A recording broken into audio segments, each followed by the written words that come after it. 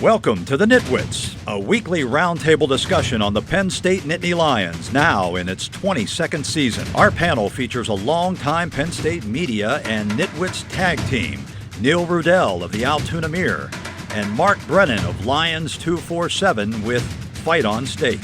The NitWits are hosted by WTAJ Sports Director Peter Terpstra, and each week we welcome a former Nittany Lion as our special guest analyst. The NitWits are brought to you by Irwin Financial, Raymond James, a firm foundation for your financial future. By Coldwell Banker Town & Country Real Estate, Blair County's home-a-day realtor. By Courtesy Motor Sales of Altoona, where courtesy means a great deal. By Encompass Health, a higher level of care. Encompass Healthcare. Ask for us by name. By Monarch Cleaners, for all your dry cleaning, carpet cleaning, and rug cleaning. By Reed and Solani Orthodontics, providing friendly, family-focused orthodontic care in Altoona, Bedford, and Huntington. By Allegheny Street Cigar, Allegheny Street Cigar, Blair County's only cigar lounge. By McAlear's Plumbing, specializing in plumbing, heating, and air conditioning, serving our community since 1886. By Freedom RV, get ready to tailgate this Penn State football season with Freedom RV Rentals. By Jethro's, serving ribs, steaks, Italian specialties, and the famous Prospector salad since 1983. Takeouts, delivery, and catering. By Lucky's Beer Distributor. Let Lucky's Beer get you ready for PSU game day. By Remax Results Realty Group, committed to a culture of professionalism, productivity, and exceptional service. By Dorman's Jewelry, the answer is always Dorman's. Fullington Trailways, offering round-trip transportation to and from Beaver Stadium from a variety of locations in State College and hotels in the Altoona area. Gio's Barbecue, award-winning hickory smoked ribs, chicken, and much more. By Star Beverage. No matter what type of weather, we are a convenient drive-through one-stop beer store. By Lions 247 with Fight on State, your online home for Penn State football and recruiting coverage. And by the Altoona Mirror, featuring Penn State Game Day every Friday and Penn State Extra every Sunday.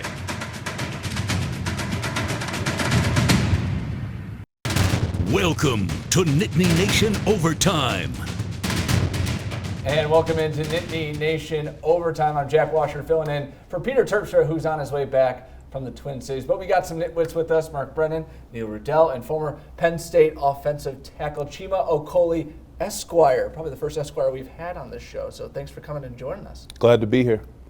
So guys, Penn State, they are now 9-1 on the year. I think a lot of people... 8-1. 8-1, excuse me. Sorry, I'm getting ahead of myself. No, you said it, 9-1. We'll take it. But I think if at this point of the season, if people had told you Penn State would be 8-1, you'd be happy with that. But teasing us up and whatnot, Neil, from I think the second or third play of the game, you were kind of fired up on the Twitter machine. So what kind of transpired yesterday when... Was he stuck in traffic again or what? That's what I thought when I was reading Twitter and whatnot. But Penn State falls 31-26. What contributed to that? Well, I mean, I've spent most of the last day trying to figure out, was the offense or the defense more culpable? Because I think both of them really contributed significantly, to what happened yesterday. I think Penn State was really outplayed. Minnesota used the open date better. But I put this more on the defense. I just do. I think, we've come to expect really great defense this year. They've consistently been good, and they were just torched. I mean, Minnesota averaged 17 yards per passing attempt on 20 passes. That's an unheard of number. I give it a 50-50 because I think if you look at the mistakes that the offense had made, they left so many points out there. You can't have 500 yards of total offense and score as few points as they did, 19 points. That just doesn't make any sense. The one issue that I really have with the defense beyond its play in the first half was when Penn State cut it to 24-19, the defense had a chance to come out there and drop the hammer and really shift momentum in the game. And, Brent Pry's group has been very good at doing that. This was an instance where they didn't, and I think it set a tone for the rest of the game. So from my perspective, Neil, I wouldn't go one to the other. I think this is a 50-50 split, and I think it's a 50-50 split between the players not executing and the coaches being outcoached a little bit too. I think there's enough blame to go around. Do you think, Chima, this was something where, you're playing a team like Minnesota, but you look at their schedule, who have they played? And Right. do you think players have that mentality of like, this team shouldn't be on the same field as us, but all of a sudden it's 21-10 in the first quarter, and it's like, we got to start playing. And me and Mark were talking about it in the car. I think that Minnesota, they knew what this game was for them, right? And from the opening play, the opening possession, they came out with their hair on fire, right?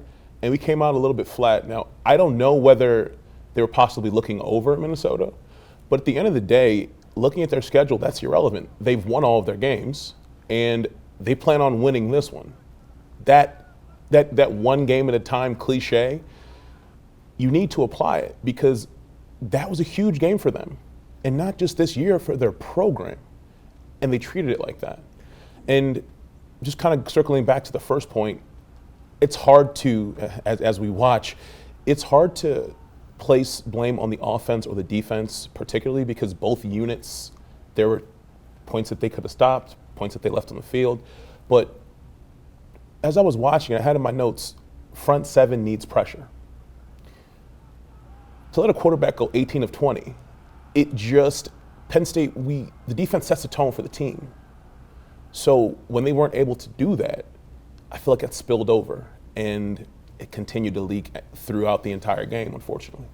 Yeah, I think it was clearly a 1 and 1A situation, and you can kind of split hairs both ways. But to allow 200 yards in the first quarter on the road when you're trying to set a tone. But I agree, a ton of offensive opportunities that were left there, and indecision. That was the most bothersome points. When Penn State did get in the red zone, they didn't make the best decisions or play the kind of football that was moving the ball in between the 20s. I think this was a game that Penn State definitely could have won. Whether it should have won or not is another debate. We were talking about it before the show a little bit. But one other thing, to go back to Chima's point, is that, one thing Joe always said that I think it's one of those things that always rings true is sometimes you have to give the other guy credit. Mm-hmm. Now, I'm not saying that you don't be critical of Penn State as well, but Minnesota had this opportunity, as Chima said, treats it as the Super Bowl, comes out and plays that way, and played probably as well as it could have played against Penn State. And at the end of the day, PSU's an OPI away from having an opportunity to win. So as negative as that game may have been in a lot of respects, I also think there's a positive in that this was a team that I think we all realized seemed like it was a year ahead of schedule in Penn State and still had the opportunity to win. They didn't do it. I'm not blaming it on the refs. Penn State shot itself in the foot enough, but I do think if there's a positive coming out of this is that they showed heart and they still put themselves at least in position to try to win it at the end. Chima, how more frustrating is it when the offense gets 518 yards of total offense? Minnesota essentially plays a flawless game. Penn State has 3 turnovers, so many missed opportunities, and yet they're a pass interference away from winning the game. Just how, after the game, just in that locker room, have you ever been a part of something where it's just like we could not have played worse, and yet we almost won? Absolutely. I've been fortunate to be, if we had a percentage, winning most of the games that I played here. But there's a bunch of games where you have that, Joe used to say it would sit in my craw, is what he would say, because you could perform better. You know that you are capable of winning that game. But the fact is that you didn't do it. And if you got outclassed, outcoached, they flat out came out and beat you, it doesn't feel good, but at least it makes more sense. But I think that when they'll go back over that game and they're doing the breakdowns on the tape, they're going to look at certain situations in the red zone, right? And then they're going to look at big-time penalties that happen in key situations that maybe 1 or 2 of those, a little bit more discipline, gets corrected, maybe it goes our way. But the fact of the matter is, when the key situations were being played out, we didn't deliver. Yeah. All right, well, coming up next on Nittany Nation Overtime, Penn State dropped the ball literally and figuratively yesterday. We dive into that next.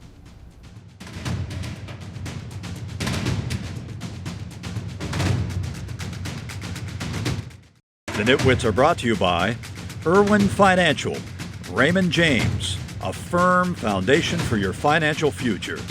By Coldwell Banker Town & Country Real Estate, Blair County's home-a-day realtor. By Courtesy Motor Sales of Altoona, where courtesy means a great deal. By Encompass Health, a higher level of care. Encompass Healthcare. Ask for us by name. By Monarch Cleaners.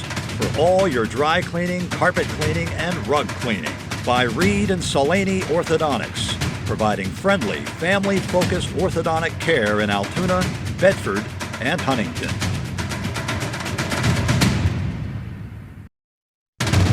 You're watching Nittany Nation Overtime. All right, welcome back to the show. All right, so do we feel this was kind of due for Penn State with everything that's gone on this year, Neil, that just finally the emotions and everything kind of caught up with them? Well, we said most of the year that we thought they could get beat by maybe somewhere you didn't expect. But I think now that they built up and the scenario they did, I think they played better than most people thought they could. I think most people thought, hey, at least get to Columbus undefeated and see what happens there. I do think the way this game played out may help them in Columbus. Maybe refocus them a little bit. You were starting to see some distractions that they've dealt with, and I think some things began to catch up with. Parsons wasn't available I know it was the first series, but he's your best player. You were without a defensive tackle. And of course, Kane's not having Kane, I think, hurt them. Too. Yeah, I think from what I gather, Penn State fans were a little emotional about this. So there might have been some social media comments. Yeah, I think the thing that bothered fans is the fact that the program has spent so much time kind of scratching and clawing to get up into that top 4 rating of the college football playoff, and you get there, and all anybody is saying is Penn State doesn't belong. Clemson fans are saying, why? What are they doing up there? And you have a chance to prove everybody wrong, and you go out and prove them right. I think that's the issue with Penn State fans, and that's why, aside from just this game, I think the big picture of it, again, this team's a year ahead of schedule, in my view. Yeah. But I think the big picture view of it is this was a chance for Penn State to really say, you know what, we belong in the top 4. We belong, we deserve this rating, even if maybe they don't, but at least go and do it for a few weeks. And the fact that it didn't happen, I think that's what really bugged fans the most. Was this the best thing for Penn State? Like we said, they played a horrible game, but still had a chance to win. But I think if they had clawed out a win, in 2 weeks when they play Ohio State, or even next week when they play Indiana, it could easily spill into that. But the fact that they had to experience defeat, I think, really could pay dividends, the rest of the year.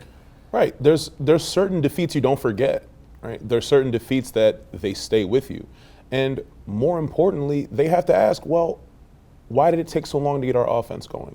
Why did the front 7, which Shaka Toney, you have Etor, there's so much talent up there. Obviously, Micah was a miss even on that first series. Why was he so comfortable? Right. These are lessons that, if they repeat themselves at Ohio State or at any other game they play. Outside of Rutgers, maybe.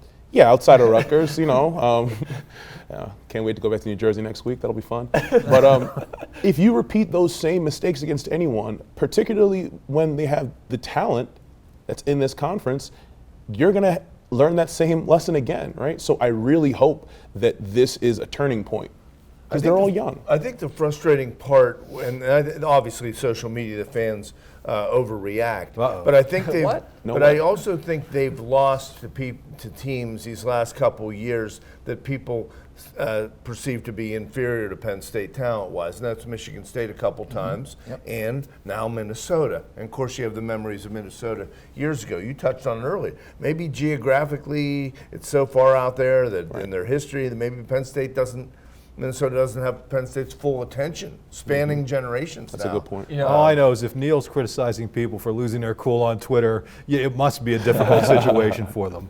Sorry, Jack. No, you're good. Sean Clifford, we haven't talked about him. The mantra with him this year is he has not turned over the football. 3 interceptions yesterday, including 2 in the red zone. But his receivers, Neil, and you kind of pointed out kind of right away off the top, as the game started, we're not helping him out whatsoever. Well, I think they really need a complementary wide receiver to KJ Hamler. We thought it was going to be Justin Shorter, and hopefully it still is, but he had a rough game yesterday. Dotson should have scored at the end. It was amazing. I mean, he was on his way in, and they were going to possibly have an improbable victory. But I think they need to develop another complementary part. Obviously, Freiermuth is terrific, but on an outside that they can be confident in. Listen, I have had glowing praise for Clifford, and I think he's going to be big time. I think he has a huge, huge upside, but this was clearly his worst game, and he admitted it afterward. He made some throws that you just can't make. So we can talk all we want to about the receivers dropping it. This is, again, an equal opportunity thing to me where both sides really have to pick it up. Daniel George dropped a pass he should have caught, but Clifford, he's been so good in those situations all year that a couple of those balls that he threw up were just 50-50 balls. Right. And when you have a guy like Winfield back there, he was able to get done. And, the other thing Chima and I were talking about on the way down, with the play calling, listen, I've never coached a game in my life, but I would think, and Chima, you could probably speak to this, that if you're throwing a fade pattern, what's your thought? Should it go to a 5'8", 178-pound guy, or?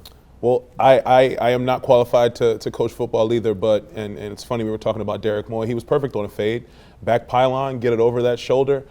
Worst case scenario, that ball's out of bounds. Right. However, KJ's blessed with so many different skills, but you can't make yourself into 6'4" into a huge target.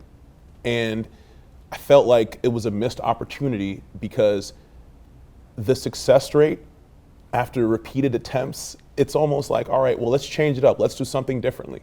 So maybe that's what the coaching staff has to look at and say, like you pointed out, Neil, when we got to the red zone, you could feel the offense kind of slowing down. Well, it did. They had 3 or 4 chunk plays, immediately got down to the 10, and then slowed down looking at the sideline. Bothered me that they had to call, took a delay of 3rd and 3 at the 10. At that point, you could have gone into 14 up and weathered that early storm. Right. So, and then, of course, the spike. The spike, yeah. Right. Well, I mean, if they had like a 6'5" tight end, if they had that player, you might be able to run a fade to him. They have 2 of them. I was going to say, if only Bowers. there was. I will give them credit that, listen, it would seem like Justin Shorter would be the obvious guy to run that pattern, but I would understand why they're not yet. He's a redshirt freshman. He struggled at times. You want to wait until he gets the confidence. But you know what? Maybe if you throw a couple of those to him, maybe that's where he can develop the confidence. Yeah. All right, enough negativity. Coming up next, some Penn State players, they had some big days in the loss. We'll talk about what we liked next.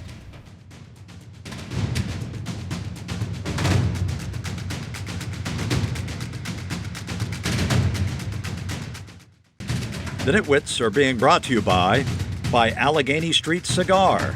Allegheny Street Cigar, Blair County's only cigar lounge. By McAleer's Plumbing, specializing in plumbing, heating, and air conditioning, serving our community since 1886. By Freedom RV. Get ready to tailgate this Penn State football season with Freedom RV Rentals. By Jethro's, serving ribs, steaks, Italian specialties, and the famous Prospector salad since 1983. Takeouts, delivery, and catering. By Lucky's Beer Distributor.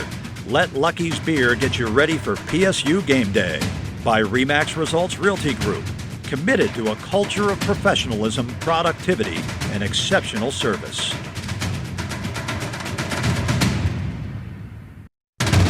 You're watching Nittany Nation Overtime. All right, welcome back to the show. All right, we've been bashing on Penn State enough. Chima, you watched the game. I mean, what positives do you take away from a game where it seemed like all we're doing is pointing out mistakes? Right. I think my biggest takeaway was, the biggest positive for me was the performance of the team in the second half. I felt like the defense finally started to make a little adjustments. They got a little bit tighter. They started to restrict them. And the game started to swing in our direction a little bit, right? So that let me know that A, they're able to learn in-game, which is huge. In-game adjustments are crucial. And B, the kids are growing up a little bit, right? And if they can continue to learn, right? We talked about the things that they did poorly and the things that they did well. So if they can iron out some of those in-game, that bodes well for the upcoming fixtures for them. So their adjustment was probably what I liked the most. I'd say going for 2. With 4 minutes to go. I'm just kidding. Dave Jones. I'll tell you, and you've been hitting on this all year. I thought the offensive line played pretty well. Stealing my thing. They averaged 6 yards per carry. I thought they got away from the run. Journey Brown got to the edge, and they pass protected Clifford. I think they did a nice job. Yeah, when was the last time Penn State lost a tight game or any game and you came out of it not talking about the offensive line? So that's my point being, is that when you're not talking about them, they're doing a good job. I thought overall special teams played well in this game. It wasn't a huge factor, but Gillikin had 2 really nice punts. Pinniger came in after having very little work the last few weeks and made a couple. Obviously, there was a penalty. Another penalty. And you had, well, there was one penalty, and you had a near disaster on a punt return. But those things didn't end up being the killers that they could have been. So I thought overall special teams, the special teams coverage teams, what Chisena's doing, I think has been just absolutely fantastic. They've basically negated opposing teams' return games. So I think that's kind of an overlooked part of what, the positives out of this game. All right, Penn State 8-1, got Indiana up next. Coming up, we got our picks, and we're going to talk a little bit about Chime's new job role. We'll discuss that next.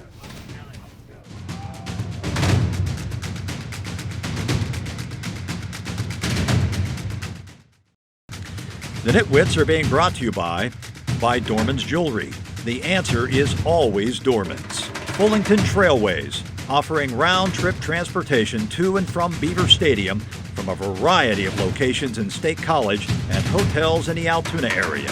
Gio's Barbecue, award-winning hickory smoked ribs, chicken, and much more. By Star Beverage. No matter what type of weather, we are a convenient drive-through one-stop beer store. By Lions 247 with Fight on State, your online home for Penn State football and recruiting coverage.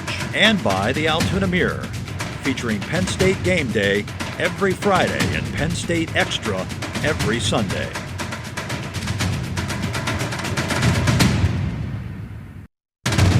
You're watching Nittany Nation Overtime. All right, welcome back to the show. Chima, you have an exciting new role with the Big Ten. Can you kind of explain a little bit about what you're doing with them? Sure. So I am the rep for the Big Ten Advisory Council. It's a collection of former student athletes, male and female, from every single Big Ten member institution. They conduct surveys. They get information on the day-to-day lives of student athletes as an effort to improve equity and really kind of be a voice for the student athletes on various campuses. So I'm really excited to get started with that. And you're actually headed to your first meeting, I believe, tomorrow. I am. So we're headed to Big Ten headquarters. Feeling very important. But it's an exciting opportunity not only to talk about Penn State and represent our school, but also to hear different opinions and different stories from all over the conference, right? So a lot of very, very distinguished individuals, and we'll also be with the Big Ten commissioner. So it's an effort to make some change, and I'm fired up about it. And of course, Chima was an offensive tackle at Penn State, graduated in 2000. Last season was 2011, Joe's last year. And so it's good to have you down here. I'm happy to be here, and like I said, it's a lot of work to get done, but that's what I'm here for. All right, let's transition to our Nitwit of the Year standings. We did not have a winner last week, so there are the updated standings. Peter and Mark still tied at the top. Neil just one behind. No winner, I love it. And yeah. It's a barn burner. One of our directors, Chris Owens, shout out to him Chris. for making a graphic each and every week. So, all right, so how do we want to do this? We didn't have a winner, so Why don't you pick first? Yeah. All right, I believe I think Penn State's favored by like 18. But I feel like Indiana is going to give them trouble. And I think Penn State will win, but I think it's going to be like 26-14 Nittany Lions. Okay, I'll jump in. I didn't see 18. I saw closer to 14 or 16. Yeah. Still, I think this is really a game. You touched on it, the lingering effect. It's at noon. This is a character test right here to really bounce back and take some momentum into Ohio State. Indiana's been troublesome, but I'm going to see Penn State put some things together here, 39-17. Yeah, I actually picked my score ahead of time, so I'm going 41-17. I picked it ahead of time, but listen, I heard one thing from James Franklin after that game that I really liked, and he said he's not getting as emotional after some of these losses as he has been in the past. I think that's going to give them the opportunity to come back, address those issues that Chima was talking about, look at film, break it down. They weren't that far away against Minnesota. Right. They needed to get a couple things to go the right way, so I think Penn State's going to win relatively handily, and I'm squeezing Neil a little bit, 41-17. Going high. All right. I promise we didn't rehearse this, but I'm going to go 28-17. I think the offense has a chance to bounce back. I think that I know for a fact the guys are not happy with their performance, and I think that spurs them on. I think that Indiana is one of those teams that can be a little bit tricky, but in the words of my high school coach, Robert Jackson, you let a team hang around with you long enough, they'll find a way to beat you. And I think that that's one of the lessons that they learned. So I'm going 28-17 Nittany Lions. All right, Chima, thank you so much for joining us. Mark, Neil, as always. That's going to do it for Nittany Nation Overtime. Peter back next week to recap Indiana and preview Ohio State.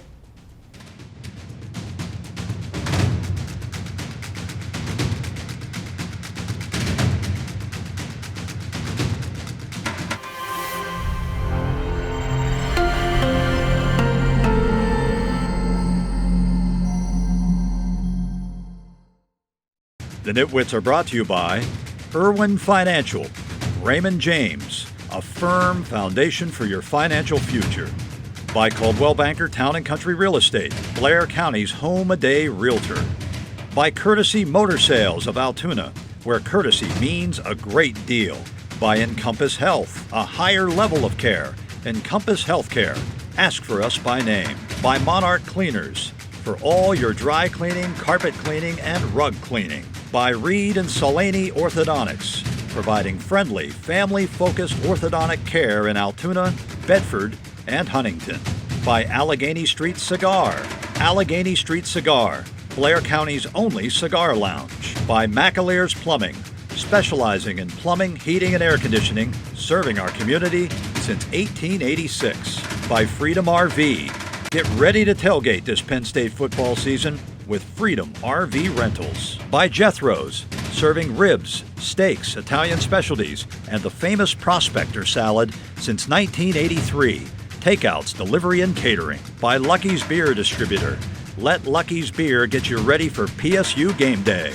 By Remax Results Realty Group, committed to a culture of professionalism, productivity, and exceptional service. By Dorman's Jewelry, the answer is always Dorman's. Fullington Trailways, offering round-trip transportation to and from Beaver Stadium from a variety of locations in State College and hotels in the Altoona area.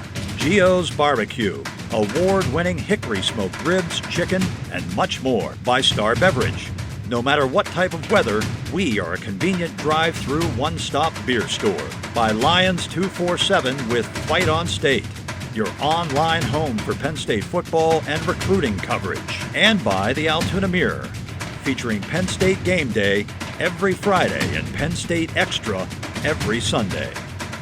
Thanks for watching, and we'll see you next week.